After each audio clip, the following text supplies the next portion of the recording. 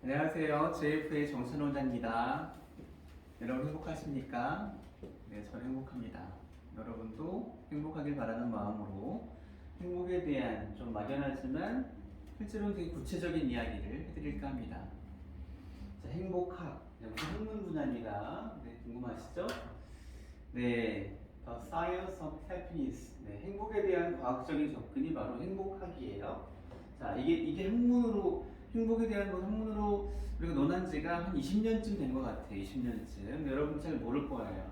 근데 행복에 대해서는 굉장히 많은 얘기 들었죠, 우리가. 네, 보시는 것처럼 과거에는 심리학자들 중에 아주 일부의 분들께서 사람들의 삶을 조금 더 풍요롭고 윤택하고 정신건강을 좀 더 건강하게 하기 위해서 이렇게 사는 것이 조금 더 건강하고 사회적으로도 더 훨씬 성공할 수 있는 길들이고 좀 더 조화롭고 융화된 어떤 삶을 위해 필요하다는 것들을 긍정심리학이라는 학문 분야를 만들어서 이왕이면 과거의 심리학은 우울증, 정신분열증, 망상 이런 거 진짜 있으면 나쁜, 괴롭기만 하고 인생을 우울하게 만들고 슬프게 만들어서 실패한 인생을 살게 할 수 있는 그런 영역들에 파고들어서 그것들을 연구하고 그것들을 어떻게 바꿀까에 대한 고민을 했었어요. 사실은 근데 바꾸는 건 많지 않았죠. 때문에 심리학의 분야가 굉장히 우울한 분야에 빠졌었어. 그래서 심리학자들 사이에서 야, 우리 이러지 말자 이제. 진짜 우울하다.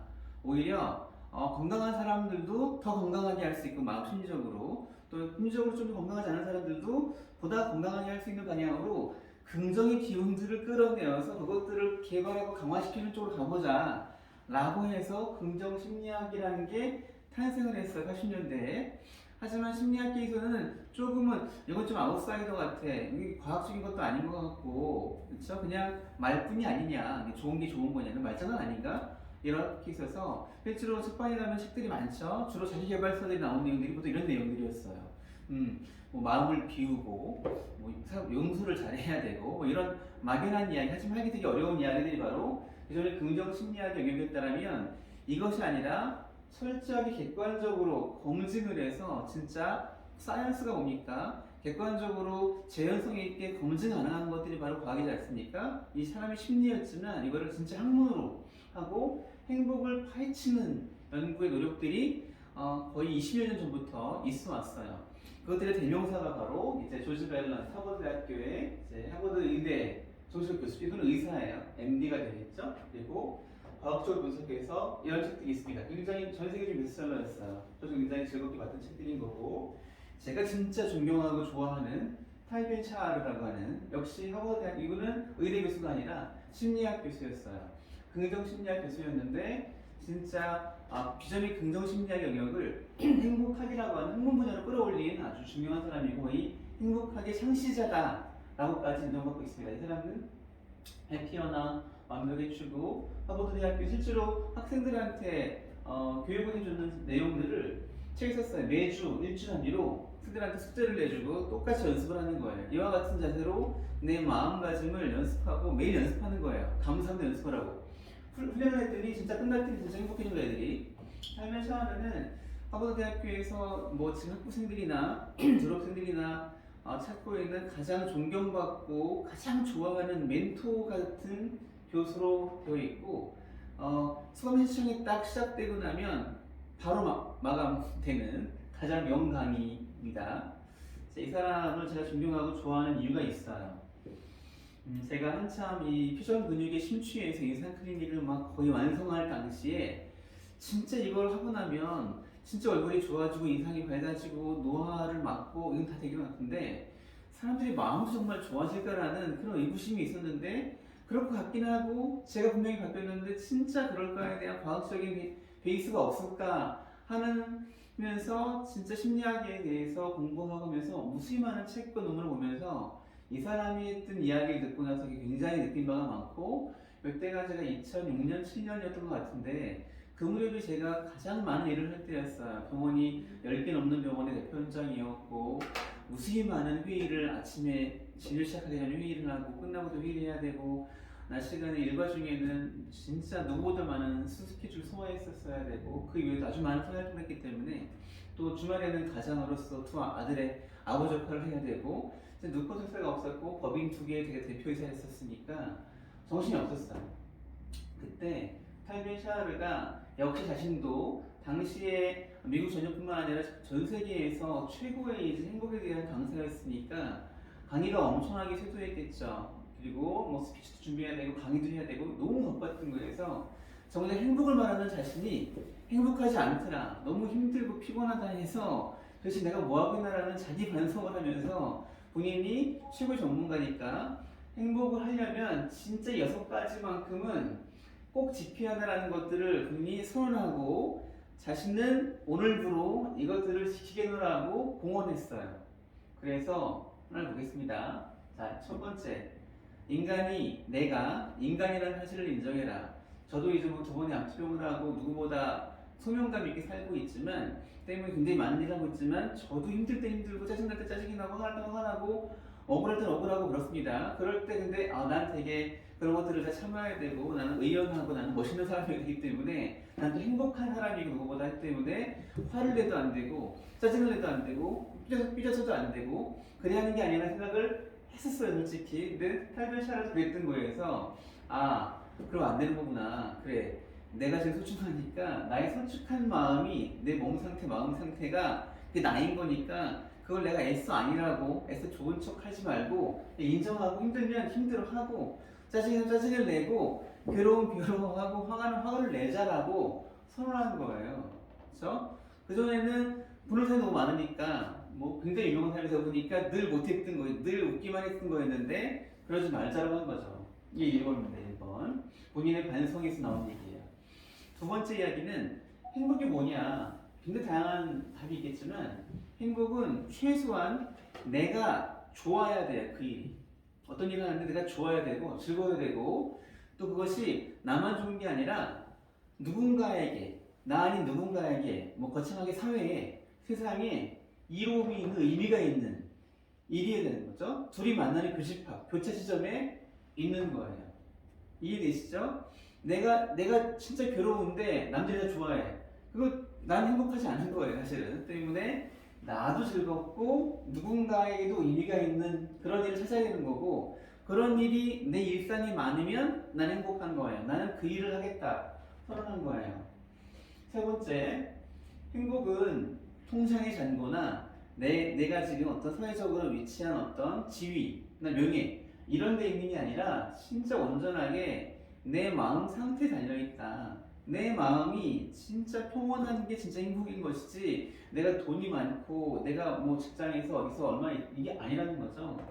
이분이 그래서 어떻게 했냐면 너무나 유명하고 평생 너무나 좋아하니까 하버드대학교에서 이 사람을 잡기 위해서 제일 어린 나이에 소위 말하는 테니어 교수, 석자 교수 자리를 제안했어요. 그랬더니 이 사람 거부했어요. 이게 진짜 유례가 없는 걸 제안했는데 거부한 이유가 난 그걸 하려고 그러면 조건이 까다롭잖아요. 논문을 몇 개 더 써야 되고 뭘 더 채워야 되고 하는 게 그게 싫은 거야. 난 지금 너무 행복한데 그걸 하기 위해 내가 뭘 더 해서 석자 교수가 돼도 평생 내가 하버드 교수직을 유지하는 게 그게 뭐 중요한데 라고 단호하게 거부했어요. 사실 모시적 인상이. 네 번째, 사실 저는 지금도 못 지켜요. 반성하고 있는데 자신한테 굉장히 미안해요. 단순하게 살아야 한다는 얘기예요. 사실은 진짜 뜨끔합니다. 지금도 이걸 반성하기 벌써 14년 전인데 지금도 그러고 못 살고 있으니까 죄송한데 미안하다 나한테. 말 그대로 되게 이미 세상을 좀 깨우치고 어떤 학문적으로나 어떤 뭐 많은 깨달은 사람들은 진짜 행복하거나 지금 자존감이나 어떤 충만감이 많은 사람들은 그 욕심에 이게 어떤 잘나서 하는 게 아니라 뭔가 내가 움직일수록 더 많이 좋아하고 더 기쁨이 많이 생기니까 더 많은 걸 하려고 해요. 괜히 이것도 하고 저것도 하고 다. 물론 모든 곳에서 본인으로 인해 더 이로운 일들이 많죠. 그런데 그러다 보면 힘들어요. 우리 인간이거든요. 지치고 피곤하면 짜증이 나면 가까운 사람들한테도 말 한마디 표정 하나가 달라지는 거죠. 그러지 말아라. 그렇죠? 너무 많은 일을 하려고 노력하지 말아라. 이건 이런 거죠. 아무리 내 개인이 혼자 하든 조직의 힘을 동원해서 많은 일을 하더라도 세상의 역사를 바꾸지 못하는 거예요. 그럴 거면 오히려 그렇게 여러 가지를 하다가 지쳐서 나가 떨어져서 자신을 좋아했던 많은 사람들의 실망을 주는 것보다 내가 진짜 잘할 수 있는 거 한두 가지를 열심히 해서 그 일을 오래 하는 모습을 보여주는 것이 오히려 사람들한테 더 큰 의미를 줄 수 있다라는 얘기를 하는 겁니다. 사실은 100% 공감합니다. 저는 이러려고 노력 무지 하고 있어요. 지금 현재. 자, 5번도 중요해요. 특히 제가 의학자로서 공부를 해보니까 진짜 공감하고 제가 병이 많다 보니까 이런저런 제 몸 상태를 너무 잘 알다 보니까 진짜 공감합니다. 몸과 마음은 그냥 하나예요. 자, 사람들은 마음이 더 중요하다. 내면, 영혼이 더 중요하고 육신은 그냥 껍데기다라는 생각이 있는데 그래서 마음이 더 중요하고 생각이 중요하고 몸은 그냥 따라오는 거 생각하는데 현대의학에서 심리학도 마찬가지 이거 부정합니다. 현대의학에서는 몸이 더 중요합니다. 마음이나 생각이나 이것들은 온전하게 나를 표현하지 않아요. 나의 의지나 나의 무의식이나 내 몸 상태에 따라서 생각은 진짜 과거와 뭐 현재와 미래를 왔다 두서없이 왔다 갔다 하기 때문에 무엇이 진짜 나의 생각인지가 애매할 때가 많아요, 사실은. 그런데 몸만큼은 진짜 나예요. 그렇죠? 그래서 몸이 힘들다고 말하면 힘든 건 네가 쉬어야 되는 거고, 그렇죠? 그래서 마음이 난 너무 행복해, 너무 많은 일을 하지만 다 보람있어 성취 때문에 사람들이 나를 굉장히 좋아하잖아. 기뻐하기 때문에 나는 몹시 힘들어도 난 괜찮아. 라고 말하는 게 바보 같은 얘기를 하는 거예요. 그렇죠? 몸이 하는 말을 용심해라. 쉴 때 쉬어야 한다. 네, 지금도 뜨끔하게 반성하고 있습니다. 자, 마지막 6번째. 자, 맨 첫 번째와 6번째 제일 중요한 것 같아요. 이거는 또 이런 말도 있어요. 텔베샤르는 감사한 마음이야말로 행복에 이르는 가장 빠른 지름길이다 라고 말을 했어요. 사실 감사한 마음은 특히나 제가 좋아하는 인간의 수십 가지 감정 중에 제가 좋아하는 감정인데 감사한 마음은 진짜 딱 두 가지 전제 조건이 있어요. 첫째는 뭐냐면 나한테 지금 무슨 좋은 일이 생겼어요. 그렇죠? 내가 좋은 거야 지금. 첫 번째 그거예요. 두 번째 조건이 있어요. 근데 그 일이 나로 인한 것이 아니에요.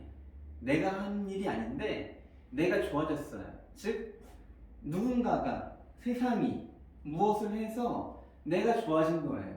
이걸 인정하는 거죠. 즉 내가 좋은데 나 때문이 아니다라는 걸 인정하는 게 감사한 마음이에요. 무슨 얘기냐면 내가 이제 되게 중심인 세상에 살고 있고 어떤 사람은 자기밖에 모르는 사람도 있는데 내 바깥에 있는 무언가가 나를 이롭게 할 수 있다는 것들을 진짜 인정하는 거예요. 거꾸로 말하면 나도 내가 그게 좋으니까 내가 내 바깥에 있는 누군가에게 내가 그러한 존재가 될 수 있다는 것이죠. 이걸 인정하는 거게 되는 거죠. 때문에 감사한 마음은 인간의 어떤 좋은, 긍정적인 행복을 느끼는 다양한 감정 중에서 최고가 이제 고향감이라고 해요. 선행을 많이 했을 때 그 뿌듯함을 느끼는 그게 고향감인데 그 못지않은 진짜 긍정의 감정으로 최고의 감정이거든요. 그래서 감사한 마음을 어떻게 느끼는 거냐? 막연하게 느끼는 것이 아니라 아주 구체적으로 지나가다가 햇살이 감사하다 이게 아니고 햇살이 감사하면 진짜 왜 감사한지를 구체적으로 내가 느끼는 거죠. 잠깐 느낀 게 아니라 한 1분, 2분, 5분 동안 느끼는 거예요. 그렇게 해서 그런 마음을 갖는 훈련들을 하라는 거죠. 그래서 이게 바로 이제 탈베샤르가 이제 행복 6개명을 말한 겁니다. 말한 것처럼 하버드 대학교에서 가장 인기 있는 명교수예요. 지금도 그렇습니다. 여러분도 이것들을 꼭 지키고 이 중에 하나라도 빼놓을 게 없습니다. 저는 이 중에 4번과 5번을 지금 못하고 있어요. 나머지는 잘하고 있는 것 같습니다. 요즘에 그래서 제가 짜증도 내고 있고요. 내고 있고 가끔 삐지면 삐지고 욱하면 욱도 하려고 해요. 주변 사람들은 막 놀리긴 하지만 저는 이러려고 하는 거니까 저를 위해서 하는 거고 제가 이런 것들을 표현할 수 있어야 또 오랫동안 제가 이런 일을 할 수 있는 겁니다. 자, 행복학. 자, 행복에 대해서는 행복에 대한 것들을 연구하는 분야가 심리학 분야와 경제학 분야를 아우르고 있고 두 분야에서 공히 행복에 대한 것들을 과학적으로 파헤치고 있어요. 자, 댄 길버트, 나트 밀슨, 웨른스타인, 그 중에 최고는 다니엘 카네만. 다 세계 유수의 불체 대학교의 심리학 교수님들이에요. 그 사람들은 경제학, 행동 경제학, 그리고 행복 경제학. 되게 생소한 이름들이죠. 이런 표현들 쓰면서 한 기업이나 한 국가라든지 아니면 국제사회라든지 나토라든지 어느 한 지역 국가 연합에 대해서 컨설팅까지 해줄 정도로 국민들의 행복을 위해 사회나 그 조직과 정부는 뭘 해야 할 것인가에 대한 것까지 기업뿐만 아니라 굉장히 활동을 넓히고 있어요. 근데 이게 왜 그러냐? 왜 심리학이 돈 버는 학문인 경제학이랑 그렇죠? 심리학과 경제학이 되게 좀 다른 거 아니에요? 근데 왜 같이 얘기하고 있을까? 이유가 있어요. 자, 아이폰을 처음 만들 때 스티브 잡스가 애플에서 이 터치감, 스크롤 터치감 만들기 위해서 엄청나게 많은 심리학자들과 물리학자들과 그리고 수학자들이 들어가서 인간이 어떻게 툭 쳤을 때 스르륵 넘어 스크롤 이 터치감을 느끼기 위해서 되게 고민을 많이 했대요. 테슬라에서 차를 만들 때에도 사람들이 이 물건을, 이 장비를, 이 기기를, 상품을 사거나 이용을 했을 때 사소하게 느끼는 작은 행복감들이 있다는 거예요. 그런 요소가 많이 있는 제품이 잘 팔리는 거죠. 때문에 사람들이 행복해하면 그런 상품은 그것이 물건이든 서비스든 간에 돈이 되는 거죠. 너무 당연한 얘기예요. 그래서 진짜 어떤 상품을 많이 좋아하면 많이 찾는 거죠. 이게 돈이 되기 때문에 사람들이 어떤 데에 행복을 느끼는지 뭘 좋아하는지를 파헤치는 건 돈 버는 데 너무나 필요한 일이에요. 기업들한테는. 때문에 이런 심리학의 분야가 경제학을 아우르고 있고 그 하이라이트는 다니엘 카네만의 많은 업적들에 있습니다. 가장 위대한 심리학자라고 보겠죠. 카네만은. 자, 우리가 월드컵 2002년도 기억하시나요? 대한민국. 자, 이게 여름이었을 거예요 아마도. 그렇죠? 우리가 거의 16강이 아니라 몇 강이었어요? 4강까지 갔지 않습니까? 그렇죠? 그 열풍에 빠져 있어서 대한민국에는 그 해 노벨상에 대한 뉴스가 많이 안 나왔어요. 사실은 바로 그 월드컵 바로 그 시기에 노벨상 발표가 있었습니다. 순차적으로. 자, 어처구니 없는 혁명적인 사건이 있었습니다. 자, 노벨상에서는 물론 자연과학의 노벨 물리학상 같은 것도 있고 뭐 생리학상, 의학상도 있지만 노벨 경제학상이 사람들이 살아가는 어떤 이 실존, 실물 세상에서는 가장 위대한 학문으로 꼽히고 위대한 상으로 꼽혀요. 경제학상이 사람 살아가는 경제 활동의 모든 것들을 정해주는 어떤 규칙을 발견하는 거니까 사실은 노벨 경제학상을 경제학자가 타는 게 너무 당연한 거였어요. 사실은. 근데 아니 웬일이에요? 심리학 교수가 경제학상을 탄 거예요. 사실 너무나 당혹스러운 사건인데 자, 그 이벤트가 아까 말한 것처럼 행동심리학, 행동경제학, 뭐 이런 행복경제학 이런 것들과 연관되어 있는 겁니다. 다니엘 카네만은 자기의 한 50년 동안의 연구 업적이 이 세 가지 연구를 하는 거예요. 이 사람은 행복에 대해서 첫 번째, 두 번째, 세 번째 연구를 했습니다. 이 연구를 제가 짤막하게 소개해드릴게요. 물론 너무나 심오한 거라서 간단히 말하겠지만 제가 대략 유추해서 쉽게 요약해드리겠습니다. 자, 다니엘 카네만을 통해서 심리학과 행복에 대한 연구 분야와 돈을 버는 분야가 거의 경계가 사라졌다 보시면 돼요. 지금은 그런 상태이기 때문에 그래서 인간이 행복이 무엇인지를 막연한 게 아니라 구체적으로 알아야 되기 때문에 행복에 대한 과학적인 연구를 더 많이 한 거예요. 그래서 지금은 인간이 무엇에 행복을 느끼는지, 왜 행복한지, 어떻게 행복해지는지를 과학은 이미 다 밝혔어요. 우리가 모를 뿐이지 사실은. 더 이상의 새로운 연구가 거의 나오지 않아요. 심지어 이 분야에 대해서는. 자, 첫 번째로 보겠습니다. 어떻게 연구를 했길래 지금의 인간의 행복의 실체를 다 규명했다고 말할 수 있느냐. 그 초기 접근들 볼게요. 첫 번째 법칙은 바로 첫 번째 연구는 peak and end입니다. 즉 절정과 끝이에요. 대미 법칙이에요. 무슨 말이냐? 자, 데카르트가 합리적인 인간, 합리적인 지성을 말했죠. 그렇죠? 인간은 되게 합리적이다라고 말한 거예요. 데카르트가 사실 그랬어요. 그렇다면 이걸 인정한다라면 자, 인간은 출생 때부터 지금 현재까지의 모든 삶 속에서 삶의 모든 이벤트를 다 기록을 해요. 그렇죠? 모든 사소한 것들 큰 거 다 기록을 해요. 가로축은 시간의 축이에요. 태어나부터 여기까지. 그리고 이건 뭐냐면 감정 상태예요. 플러스는 진짜 좋은 거고 마이너스는 나쁜 거예요. 그래서 어느 순간에 너무 좋았던 건 위로 표시하고 나쁜 건 아래로 표시하는 거죠. 그래서 일생 동안에 쭉 다 보는 거예요. 모든 걸 기록해서 이거는 플러스 10, 이거는 마이너스 8, 이거는 마이너스 3, 이거는 플러스 5로 본 거죠. 다 해가지고 이걸 쭉 합을 해요. 합을 해서 지금 현재 딱 봤더니 서로 이렇게 상수가 되겠죠? 봤더니 지금 뭐 51세를 살고 있는 지금 제가 지금 시점에서 플러스 3쯤 나왔어. 그러면은 내 인생은 조금 행복한 거예요. 즉 전제가 뭐냐면 당신의 인생은 행복하겠습니까? 라는 질문을 던진 거고 답은 예, 아니오로 답을 해야 되는 거 되게 어렵죠. 시간을 줬어요. 그렇죠? 그래서 그런 것처럼 합리적인 사고를 해서 판단을 하는 인간이었다면, 인간이 행복에 대한 판단 기준이 합리적인 거였다면 이렇게 가로축과 세로축을 세워가지고 기록을 다 해가지고 딱 나온 거 가지고 저는 행복해요. 전 조금 행복해요. 저는 많이 행복해요. 저는 조금 불행해, 많이 불행해요를 말할 거라고 생각했어요. 그렇죠? 그랬는데 실제로 수많은 사람들을 인터뷰해서 조사를 해봤더니 사람들은 행복과 불행에 대해 답을 했는데 그 기준이 이러한 데이터가 아니었어요. 데이터가 뭐였냐? 과거의 사건들 중에 기억하는 것 중에 큰 것들, 피크, 큰 사건들, 어렸을 때 언제 큰 사건들, 큰 것 중에 좋은 거, 나쁜 거 다 있겠죠? 큰 것들 중에서 판단을 해요. 진짜 좋았던 것과 나쁜 것들을 대충 봐서 이 중에 그래도 큰 것들 중에 좋은 게 많았네? 그쵸? 그러면은 큰 사건들 중에서, 피크 사건들 중에서 판단을 해서 결정을 해, 반을. 나머지 반은 요 즈음이 어떤가 보는 거예요. 최근 몇 달 동안 아니면 최근 몇 년 동안에 내가 좀 살만한가 보는 거죠. 과거는 중요하지 않아. 최근 요 즈음에. 그래서 큰 피크 사건과 최근을 대충 봐서 살만했네. 전 좀 괜찮아, 행복했어요 라고 말하고 어떤 사람은 전 불행해요 라고 말하는 거예요. 즉 행복에 대한 판단 기준이 전혀 합리적이지 않다, 객관적이지 않다라는 것들을 처절하게 분석을 하는 논문입니다. 사실은 자, 이런 얘기예요. 두 번째 보겠습니다.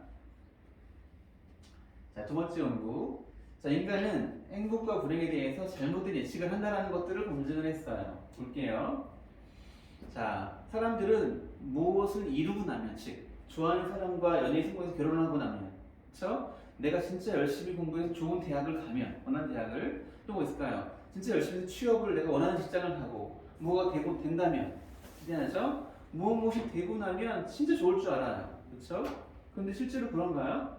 실제로 안 그래요. 딱 되고 나면 제가 진짜 고등학교 때 어려운 일을 많이 겪었어요. 뭐 형님은 감옥에 계시고 아버님은 병원에 계시고 입원해 계시기 때문에 혼자 저는 도시에서 왔다 갔다 했기 때문에 공부를 할 수가 없었어요. 그래서 어떡하지? 서울대에 가고 싶었는데 전 떨어질 줄 알았어요. 그래서 근데 딱 붙었어. 엄청 기뻤죠. 근데 기쁨은 잠시예요. 들어갔더니 공부할 것도 많고 또 힘들어지는 거죠. 되고 나서 기쁜 건 행복은 휘발성이 강해요. 근데 플레임 오버를 한 겁니다. 그냥 날아가 버리고 또 그때부터 그 상태에 맞는 현실을 연체하니까 또 바쁜 거예요, 사실은. 그래서 오래 가지 않는다라는 거 생각보다.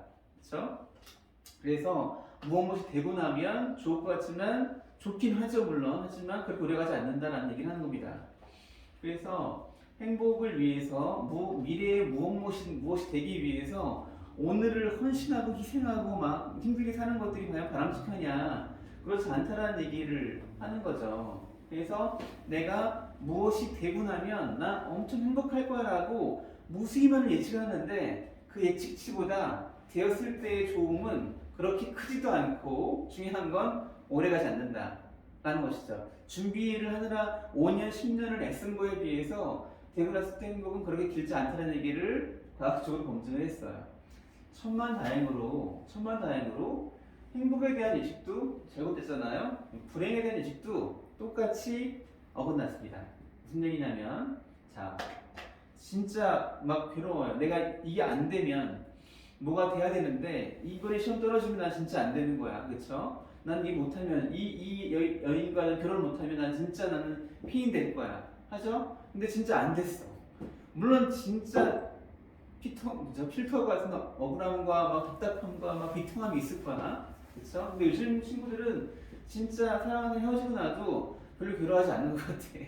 저 때만 해도 사랑하다 헤어지고 나면은 진짜 6개월 동안 밥도 못 먹고 막 그랬던 것 같은데 서만득한 얘기는 요즘에는 헤어지고 나서 그냥 언제 그냥 듯이 뭐 금방 또 혼자만 누굴 만나기도 하고 밥만 잘 먹고 그렇습니다 사실은. 즉 무슨 얘기냐면 무엇이 안 되면 난 진짜 내 인생 끝이야. 난 이제 6년을 준비했는데 안 된 놈 없고 난 더 이상 기회가 없어. 시간은 이미 다 지나갔고 난 너무 늦은 것 같아. 난 나보자야. 할 것 같지만 안 되고 나도 또 새로운 삶이 시작되고 또 잘 살아갑니다. 또 사실은. 때문에 불행에 대한 예측도 그렇게 예측한 것보다 그렇게 크지 않아요. 그렇죠? 즉, 첫 번째 연구는 행복에 대해 판단하는 기준이 합리적이지 않다라는 걸 검증했고, 두 번째는 인간이 행복이냐 불행이냐에 대해 예측하는 모든 상상하고 마음 먹는 것들이 그렇게 전혀 정답이 아닌 거예요. 보니까 비현실적인 거라는 거죠. 사실이 아닌 거예요. 그 도대체 뭘까? 즉 인간의 생각과 판단이 이런 것들이 굉장히 정답과는 거리가 멀고 정확하지 않다는 얘기를 하는 겁니다. 그래서 세 번째 연구를 했어요. 도대체 그러면은 행복에 대한 조건이 도대체 뭐냐? 인간은 행복을 어떨 때 느낄 것이냐 봤어요. 그 즈음에 굉장히 많은 논문이 나왔습니다. 전 세계에서 제일 잘 사는 나라가 아니라 국민들이 행복한 나라가 어떨까에 대한 연구가 나와서 이 당시에 어디였냐면 부탄이었어. 부탄. 진짜 국민소득 진짜 몇백 불도 안 되는 진짜 가난한 나라인데, 그렇죠? 그리고 왕이 있는 나라예요. 근데 국민들은 별 불만이 없어. 거기는 어처구니 없는 거네. 도대체 뭐가 행복한 거냐 정말. 국민소득이 3만 불인 나라보다 지금 100불밖에 안 되는 나라가 더 행복하다고 하는 거니까 행복의 조건이 뭘까에 대해서 그 전까지 알고 있던 모든 지표들, 뭐 경제적인 뭐 돈, 건강, 사회적 관계, 교우 관계, 가족 관계, 뭐 이혼율, 뭐 아주 싹 다 넣어서 아주 많은 사람들의 여러 나라, 다양한 나라에서 심층 인터뷰를 진행했어요.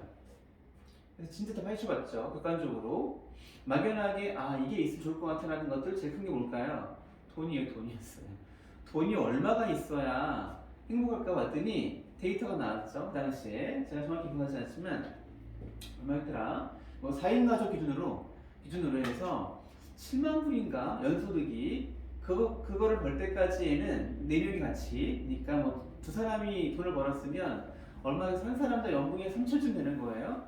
그 정도가 되는 사람이 두 사람이 돈을 벌고 있으면 그 가족은 그 정도를 벌 때까지는 비례해서 증가해요. 즉 의식주의 문제나 가장 기본적인 생활이 될 때까지에는 없는 것보다는 있는 게 좀 더 행복한 건 맞아요. 그런데 그 넘는 순간부터는 최소한의 의식주의 해결된 다음부터는 전혀 비례하지 않습니다. 사실은 이것들을 밝혀냈어요. 경제적인 문제에 대해서는. 그래서 아주 많은 지표를 봤더니 어느 한 가지 객관적인 지표도 진짜 유니버설하게 만국 공통으로 행복에 관여하는 그런 지표는 없는 거예요.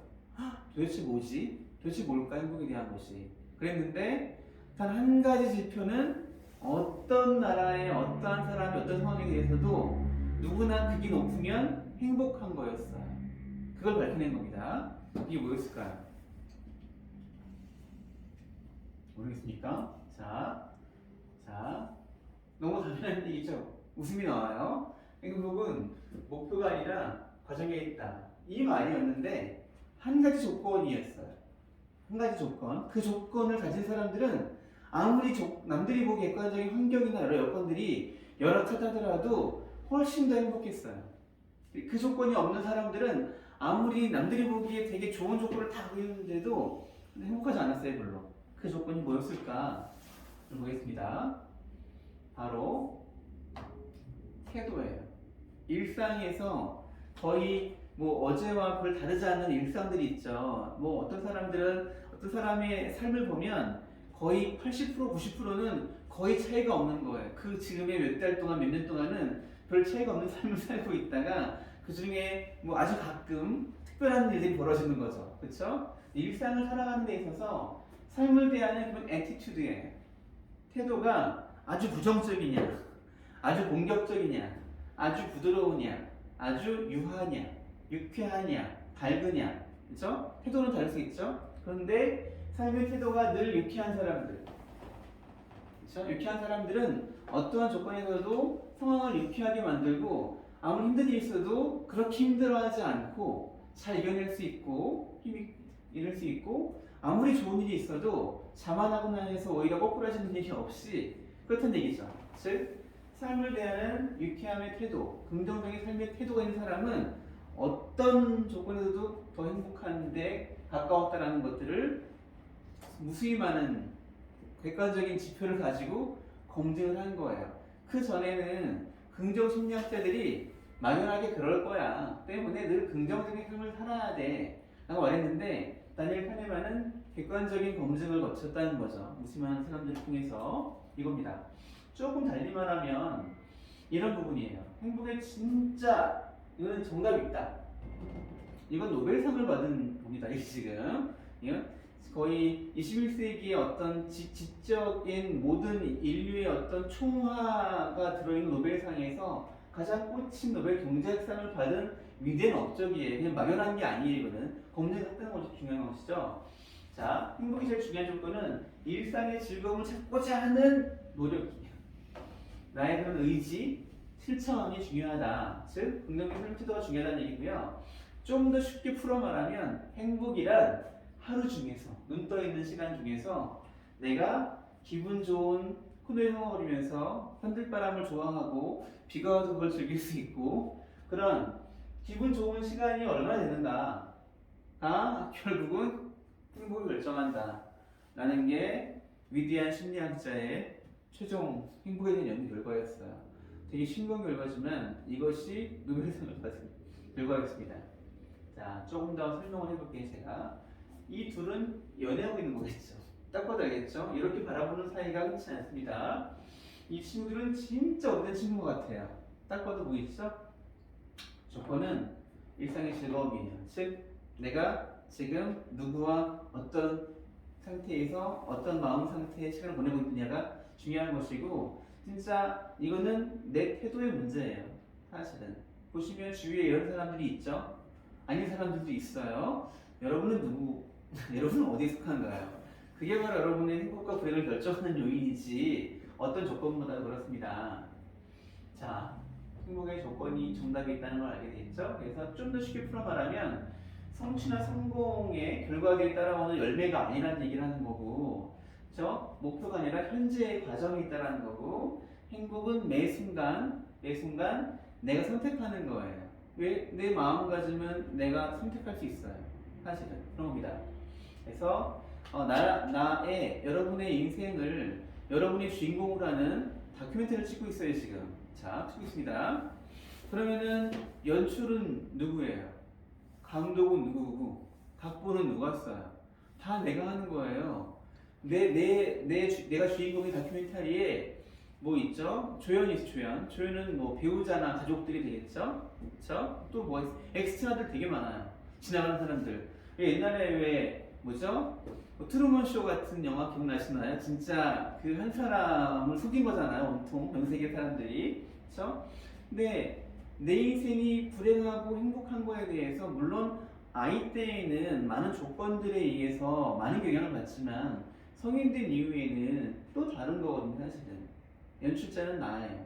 내가 어떻게 하는가에 따라서 달라지는 거죠. 때문에 핑계대는 삶을 살면 안 된다 생각하는 거고 저는 그래서 이 탈리안 샤르를 알고 다니엘 카네만의 논문도 보고 연구도 보고 제 삶 속에 많은 이벤트들 뭐 20대 때 류마티스 관절염이나 지금도 앓고 있는 베체타라는 질환도 있고 두 번의 암 투병을 거치면서 진짜 느낀 게 많은데 저는 그래서 뭐 아주 오래전부터 눈 뜨면 되게 기분이 좋아요. 왜? 하루가 좋아졌으니까. 저한테 하루는 되게 남다른 하루이기 때문에 이미 없을 수 있는 삶을 살고 있으니 매일매일 즐겁죠. 감사한 일이고 또 눈 뜨면 가장 먼저 보는 사람이 이제 집 식구들이겠죠. 뭐 아내나 아이들일 거예요. 아들만 둘 있는데 보면은 얼마나 반가워요. 그렇죠? 반가우니까 전 아주 환하게 인사해 줍니다. 그렇죠? 기분 좋게 집을 나와요. 나와서 엘리베이터 사람 만나면 가장 먼저 인사하는 게 저예요. 왜? 내가 밝게 인사 안 하면 그 사람의 밝은 눈을 좀 볼 수 없어요. 그렇죠? 내가 가만히 있으면 되게 가만히 있습니다. 내가 인사를 해주면 그 사람 기면적게 따라서 인사를 해주고 한마디 해주고 밝은 눈빛을 잠시나마 나한테 보여주죠. 그리고 경비실을 통과할 때도 밝게 전 창문 내려서 밝게 인사해줘요. 수고하세요라고 하면 아저씨가 굉장히 밝게 손을 들어줍니다. 그래서 병원에 들어와서도 직원들한테 가장 밝게 인사해줘요. 너무 귀한 직원들이니까. 식당 가서 먹을 때에도 설령 맛이 없어도 맛있다고 말을 합니다.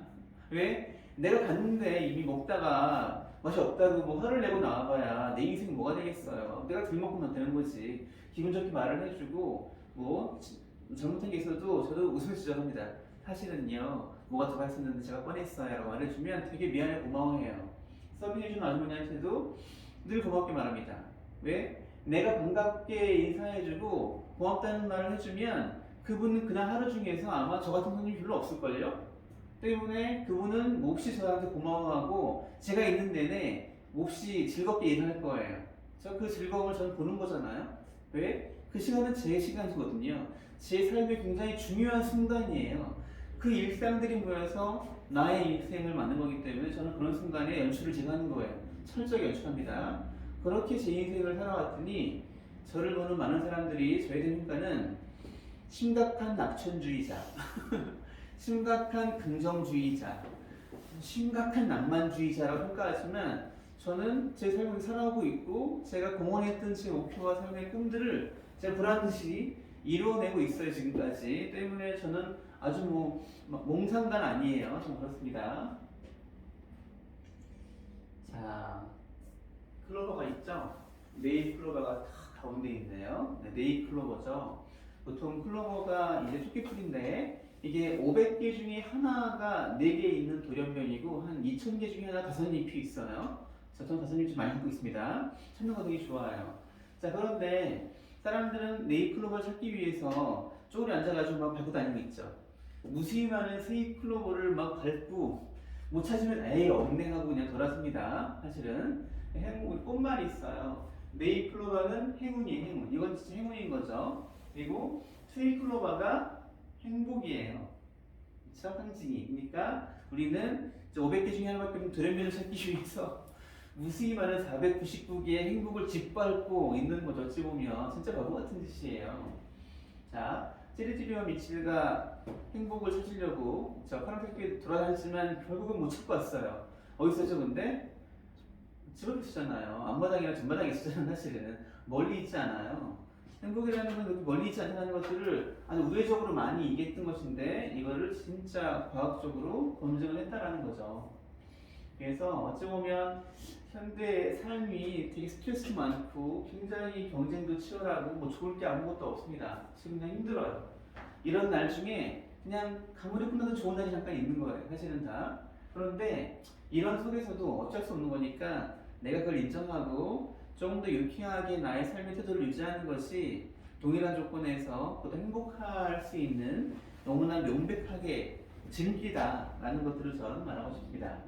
그래서 저는 지금 이 시간에 이렇게 여러분들한테 제가 알고 있는 행복을 전하고 있고 하고 있고 이 행복을 말하는 가장 좋은 매개체는 제가 애써서 발견하고 알아냈던 인상 클리닉 바로 언제나 미소 스위치를 살짝 올리고 있으려고 하는 마음가짐과 그 귀한 마음을 실천하는 그 현재의 모습에 당신의 행복이 있다는 것들을 말하고 싶습니다. 감사합니다.